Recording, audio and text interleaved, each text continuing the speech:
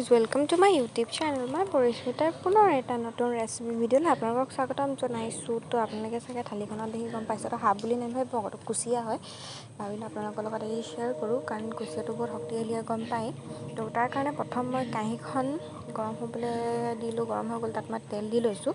তাৰপৰা তাত মই কি ব্যৱহাৰ কৰিম, আদা নহৰু খুন্দি লোৱা, তাৰপৰা আলু যি মই বইল কৰি লৈছিলোঁ আৰু পিঁয়াজ দুটা কাটি লৈছোঁ। আৰু মই এইখিনি যিহেতু দৰৱৰ নিচিনা মানে অলপ শক্তিৰ কাৰণে ব্যৱহাৰ, তাত মই এতিয়া ভেদাইলতা পাত ল'ম, তাৰপৰা নৰসিংহ, তাৰপৰা মান ধনিয়া আৰু মচন্দৰী আৰু মানিমুনি। আপোনালোকে ইচ্ছা কৰিলে নিদিবও পাৰে, খালী যিহেতু গোটেইখিনিতে প্ৰ'টিন বহুত। আৰু যি কুচিয়া দেখিছিলে মই কাটি ল'লোঁ, দেখিলে কিমান তেজাল হয়, যিহেতু আমি নিজে ধৰা।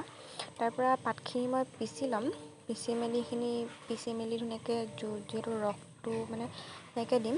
তাৰপৰা কাঁহীখন মোৰ গৰম হৈ গ'ল, তাত মই পিঁয়াজখিনি দি দিম, ৰঙা হোৱালৈকে মই ভাজি থাকিম। তাতে মই গোটেই মছলাখিনি দি দিম। মই পেকেট মছলাই ব্যৱহাৰ কৰিম, খুন্দা মছলা নাই। তো তাত মই এতিয়া চিকেন মছলা পেকেট লৈ লৈছোঁ। আপোনালোকে ঘৰত যি মছলা আছে নিজে ইচ্ছা কৰিলে নিজৰ সোৱাদ অনুসৰি ব্যৱহাৰ কৰিব পাৰে। তাৰপৰা মিট মছলা লৈ লৈছোঁ আৰু এইখিনি এতিয়া মই ধুনীয়াকৈ ভাজিম। তাত মই গৰম মছলা, পেকেটৰ গৰম মছলা অলপো দি দিম। তাৰপৰা মই পেকেটৰ গৰম মছলাটো দি দিম। আপোনালোকে পেকেটটোহে দেখিছেই, চিনি পাইছেই চাগে। তাৰপৰা এইখিনিতে মই ধুনীয়াকৈ লৰাই ল'ম, যাতে গোটেইখিনি পিঁয়াজটো আৰু তেলটোৰ লগত মিক্স হৈ যায়, আৰু মাংসখিনি দিলে যাতে ধুনীয়াকৈ হৈ যায়। আপোনালোকে বহুতে কুচিয়া খাই বেয়াও পাব পাৰে, খালী কুচিয়াটো শক্তিৰ মানে তেজৰ কাৰণে বহুত ভাল, তেজ হয় বুলি কয় মানুহে খালে, আৰু শক্তিও হয়। তাত মই এতিয়া নিমখখিনিও একেবাৰে দি দিছোঁ। আপোনালোকে নিজৰ সোৱাদ অনুসৰি দিব পাৰে, কাৰণ মই কেলৈ জোল বনাম, সেইকাৰণে নিমখ মই একেবাৰে দি দিছোঁ, যাতে পিছত দিব লগা নহয়। তাৰপৰা মই ইয়াত হালধিও একেবাৰে দি দিছোঁ। হালধি আপোনালোকে সৰহকৈ বুলি নাভাবিব, একেবাৰে জোখৰ হালধিয়ে হৈছে। আপোনালোকে মাংসটোৰ পৰিমাণ চাই বা জোলটোৰ পৰিমাণ চাই কম বেছি কৰি ল'ব পাৰে। তাত এতিয়া মই মাংসখিনি দি দিম, যিহেতু মাংসখিনি অকণমান ভাজিব লাগিব। তাৰপৰা মাংসখিনি এতিয়া মই অলপকৈ দি দিছোঁ।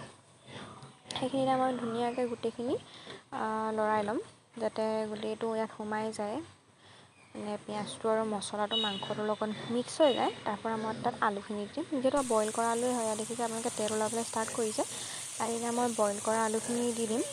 আলুখিনি দি দিয়াৰ পিছত অকণমান টাইম সিজাব লাগিব, আৰু ধুনীয়াকৈ মই আলুখিনি দিয়াৰ পিছত সেইখিনি ধুনীয়াকৈ মিক্স কৰি ল'ম, যাতে ধুনীয়াকৈ আলুখিনিতো মছলাটো এনেকৈ সোমাই যায়। এয়া দেখিছে মই ঢাকনি দিয়া নাই, আলুখিনিতো ধুনীয়া হৈছে। এতিয়া মই ঢাকনি দি দিম, 2 মিনিটমান ধুনীয়াকৈ ঢাকনি ধুনীয়াকৈ সিজাই মেলি, এয়া মোৰ মাংসটোৰ পৰা ধুনীয়াকৈ তেল ওলাবলৈ ষ্টাৰ্ট কৰিছে। আপোনালোকে দেখিছেই লাহে লাহে কাঁহীখনত অলপ তেল ওলাইছে। এতিয়া মই তাত দি ল'ম যি আদা নহৰু খুন্দি থৈছিলোঁ, সেইখিনি গোটেইখিনি মই দি দিম। আপোনালোকে জোল পানী দিয়াৰ পিছতো দিব পাৰে। তাৰপৰা এয়া মই আদা নহৰুখিনি দিয়াৰ পিছত যিখিনি মই পাত খুন্দি লৈছিলোঁ, মানে ভেদাইলতাৰ তাত পানী মিক্স কৰি দি দিম। এইখিনি মই অকল উতলিব দিম, তাৰপৰা মোৰ মাংসটো ৰেডি হৈ যাব। তো এইখিনি মই এতিয়া ঢাকনি দি উতলিব দিছিলোঁ। এয়া দেখিছে কি ধুনীয়া কালাৰটো আহিছে।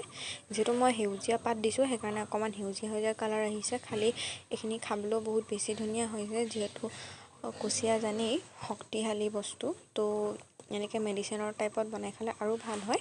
তো এয়া দেখিছে কি ধুনীয়া কালাৰ হৈছে। তো আশা কৰিলোঁ আপোনালোকেও ট্ৰাই কৰিব, আৰু আপোনালোকে কোনে কোনে খাই ভাল পায় মোক জনাব, আৰু কেনেকৈনো খাই পাৰিলে সেইটোকো জনাব। তো এয়াই আছিল মোৰ আজি ৰেচিপি। তো যদি ভিডিঅ'টো চাই ভাল পালে তেন্তে লাইক কৰিব, কমেণ্ট কৰিব, শ্বেয়াৰ কৰিব, পাৰিলে চেনেলটো ছাবস্ক্ৰাইব কৰি দিব, আৰু বেল আইকনটো টিপি দিব, যাতে